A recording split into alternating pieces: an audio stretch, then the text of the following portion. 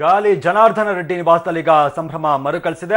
ಅದ್ದೂರಿಯಾಗಿ ಅವರ ಮಗಳ ಮದುವೆ ನೆರವೇರುತ್ತೆ. ಈಗಾಗಲೇ ಎಲ್ಲಾ ಸಿದ್ಧತೆಗಳನ್ನ ಮಾಡಿಕೊಳ್ಳಲಾಗ್ತಾ ಇರುವಂತದ್ದು. ಅವರ ಪುತ್ರಿ ಬ್ರಹ್ಮಿಣಿ ಅವರ ವಿವಾಹ ನವೆಂಬರ್ 16ನೇ ತಾರೀಕು ಬೆಂಗಳೂರಿನ ಅರಮನೆ ಮೈದಾನದಲ್ಲಿ ವೈಭವೋಪೇತವಾಗಿ ಮದುವೆ ಆಗತ್ತೆ. ಹೈದರಾಬಾದ್ ಮೂಲದ ಉದ್ಯಮಿಯ ಪುತ್ರನೊಂದಿಗೆ ಅದ್ದೂರಿ ಕಲ್ಯಾಣಕ್ಕೆ ಈಗಾಗಲೇ ಸಾಕಷ್ಟು ಸಿದ್ಧತೆಗಳನ್ನ ಮಾಡಿಕೊಳ್ಳಲಾಗ್ತಾ ಇದೆ. ಮದುವೆಯಲ್ಲಿ ಶಾರುಖ್ ಖಾನ್ ಹಾಗೆ ಕತ್ರಿನಾ ಕೈಫ್ ಅವರೆಲ್ಲರೂ ಕೂಡ ಬರ್ತಾರೆ.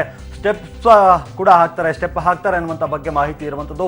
ಯಾರೆಲ್ಲ ಬರ್ತಾರೆ, ಏನು ಪ್ರಧಾನಿ ಮೋದಿ ಅವರು ಕೂಡ ಬರ್ತಾರೆ ಅನ್ನುವಂಥ ಬಗ್ಗೆ ಪ್ರಶ್ನೆಗಳಿರುವಂಥದ್ದು. ಅವರನ್ನು ಕೂಡ ಇನ್ವೈಟ್ ಮಾಡಲಾಗಿದೆ ಅನ್ನುವಂಥ ಬಗ್ಗೆ ಮಾಹಿತಿ ಇರುವಂಥದ್ದು. ಸಾಕಷ್ಟು ಗಣ್ಯರು ಕೂಡ ಮದುವೆಯಲ್ಲಿ ಭಾಗವಹಿಸುವಂತ ನಿರೀಕ್ಷೆ ಇದೆ.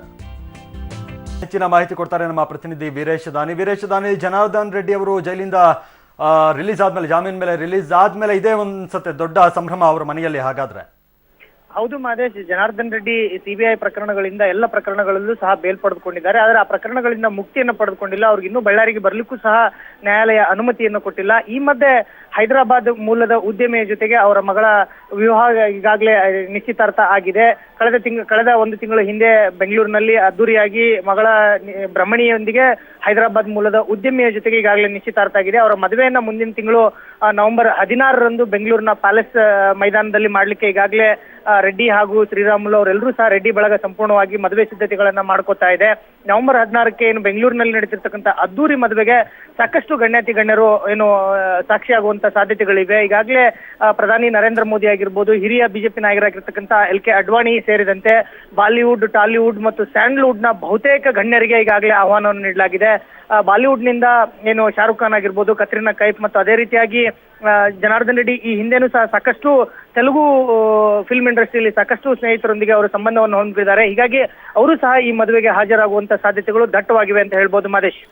ಓಕೆ, ಅಂದ್ರೆ ಬಳ್ಳಾರಿಯ ಜನ ಏನ್ ಮಾತನಾಡ್ಕೊಳ್ತಾರೆ ಅಂತ, ಬಳ್ಳಾರಿಯಲ್ಲಿರುವಂತಹ ಅವರ ಸಂಬಂಧಿಕರು ಏನಾದ್ರು ಮಾತಿಗೆ ಸಿಕ್ಕಿದ್ರಾ? ಹೌದು ಮಹೇಶ್, ಈಗಾಗಲೇ ನಾವು ಸಹ ರೆಡ್ಡಿಯ ಆಪ್ತರನ್ನ ಸಹ ಮಾತನಾಡಿಸುವಂತ ಪ್ರಯತ್ನಗಳನ್ನ ಮಾಡಿದ್ವಿ. ಆ ಸಂದರ್ಭದಲ್ಲಿ ಅವರೆಲ್ಲರೂ ಹೇಳೋದೇನಂತಂದ್ರೆ, ಜನಾರ್ದನ್ ರೆಡ್ಡಿಯ ಮಗಳ ಮದುವೆಯನ್ನ ಬಳ್ಳಾರಿಯಲ್ಲೇ ಅದ್ದೂರಿಯಾಗಿ ಮಾಡ್ಬೇಕು ಅನ್ನೋ ಒಂದು ನಿರ್ಧಾರವನ್ನ ಮಾಡ್ಕೊಂಡಿದ್ವಿ. ಆದ್ರೆ ಜನಾರ್ದನ್ ರೆಡ್ಡಿಗೆ ಬಳ್ಳಾರಿಗೆ ಇನ್ನೂ ಬರ್ಲಿಕ್ಕೆ ನ್ಯಾಯಾಲಯ ಅನುಮತಿ ನೀಡದೇ ಇರೋ ಹಿನ್ನೆಲೆಯಲ್ಲಿ, ಜನಾರ್ದನ್ ರೆಡ್ಡಿ ಬೆಂಗಳೂರಿನಲ್ಲೇ ವಾಸ ಮಾಡ್ತಾ ಇರೋ ಹಿನ್ನೆಲೆಯಲ್ಲಿ, ಗಣ್ಯಾತಿ ಗಣ್ಯರಿಗೆ ಆಗಮಿಸಲಿಕ್ಕೆ ಅನುಕೂಲ ಆಗುವ ಹಿನ್ನೆಲೆಯಲ್ಲಿ ಬೆಂಗಳೂರಿನಲ್ಲೇ ಈ ಮದುವೆಯನ್ನ ಮಾಡ್ಲಿಕ್ಕೆ ನಿರ್ಧಾರವನ್ನ ಮಾಡಿರೋದಾಗಿ ಹೇಳ್ತಾ ಇದ್ದಾರೆ. ಈಗಾಗಲೇ ಮದುವೆ ಸಿದ್ಧತೆಗಳು ಸಾಕಷ್ಟು ಭರದಿಂದನೇ ಆರಂಭವಾಗಿವೆ ಅಂತ ಹೇಳ್ಬೋದು. ಈ ಹಿಂದೆ ಜನಾರ್ದನ್ ರೆಡ್ಡಿಯ ಏನು ಶ್ರೀಮಂತಿಕೆ ಮತ್ತು ಅದ್ದೂರಿತನವನ್ನ ಏನು ನೋಡಿದ್ರು, ಅದು ಮತ್ತೊಮ್ಮೆ ಈಗ ಅವರ ಮಗಳ ಮದುವೆಯಲ್ಲಿ ಪ್ರೂವ್ ಆಗುವಂತ ಸಾಧ್ಯತೆಗಳು ಇದೀಗ ದಟ್ಟವಾಗಿ ಕಂಡು ಬರ್ತಾ ಇವೆ ಅಂತ ಹೇಳ್ಬೋದು ಮಹೇಶ್. ಓಕೆ, ಹಾಗೆ ಅಂದ್ರೆ ರಾಷ್ಟ್ರ ಮಟ್ಟದ ನಾಯಕರಿಗೆ ಯಾರೆಲ್ಲರಿಗೆ ಆಮಂತ್ರಣ ಹೋಗಿದೆ ಅಂತ, ಅಂದ್ರೆ ಸುಷ್ಮಾ ಸ್ವರಾಜ್, ಮೋದಿ ಅವ್ರಿಗೆ ಏನಾದ್ರು ಆಮಂತ್ರಣ ಹೋಗಿದ್ಯಾ? ಅವರೇನಾದ್ರೂ ಬರುವಂತ ನಿರೀಕ್ಷೆ ಇದೆಯಾ ಅಂತ?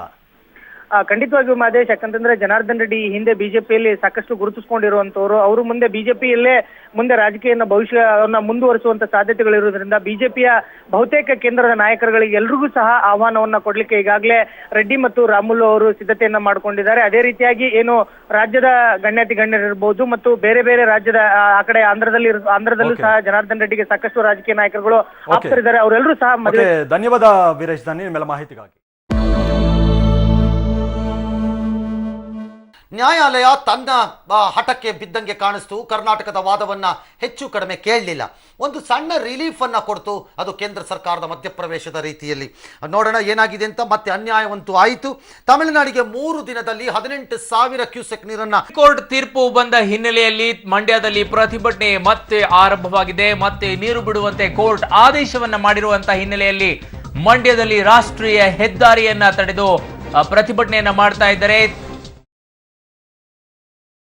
ಮಾಜಿ ಸಚಿವ ಅಂಬರೀಶ್ ಅವರು ಪ್ರೆಸ್ ಮೀಟ್ ಅನ್ನ ಕರೆದಿದ್ದಾರೆ. ಪ್ರೆಸ್ ಮೀಟ್ ನಲ್ಲಿ ಮಾತನಾಡ್ತಿದ್ದಾರೆ, ಬನ್ನಿ ಕೇಳೋಣ.